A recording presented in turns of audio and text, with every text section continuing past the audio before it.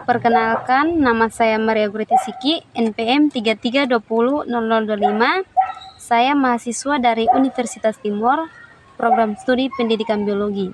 Tujuan saya membuat video ini untuk memenuhi tugas mata kuliah fisiologi tumbuhan. Di sini saya akan menjelaskan tentang pengertian respirasi pada tumbuhan.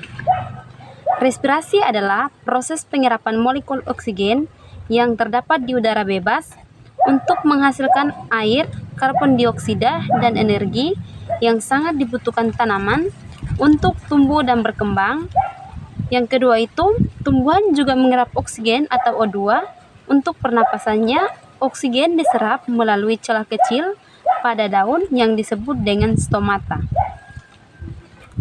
Berikutnya itu, di manakah proses respirasi terjadi? Respirasi terjadi pada seluruh bagian tumbuhan. Pada tumbuhan tingkat tinggi, respirasi terjadi baik pada akar, batang, dan daun. Dan secara kimia, pada respirasi pembakaran glukosa oleh oksigen akan menghasilkan energi karena semua bagian tumbuhan tersusun atas jaringan dan jaringan tersusun atas sel. Maka respirasi terjadi pada sel. Berikutnya itu, kapan tumbuhan melakukan respirasi?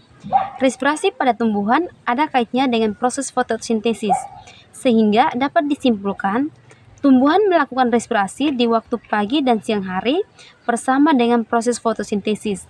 Respirasi juga terjadi pada malam hari ketika tumbuhan tidak melakukan aktivitas. Berikutnya itu, macam-macam respirasi. Macam-macam respirasi itu ada dua bagian. Yang pertama itu respirasi aerob dan yang kedua itu respirasi anaerob. Respirasi aerob yaitu respirasi yang memerlukan oksigen, penguraiannya lengkap sampai menghasilkan energi karbon dioksida dan uap air.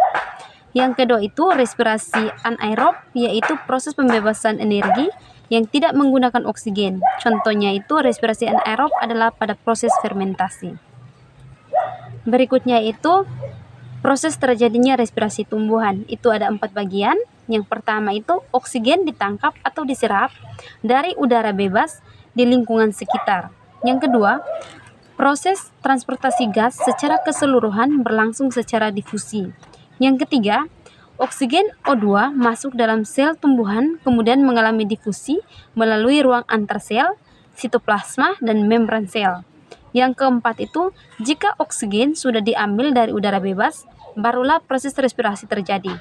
Proses ini terjadi dari beberapa tahapan, yaitu glikolisis, dekarboksilasi, oksidatif, siklus asam sitrat, dan transport elektron.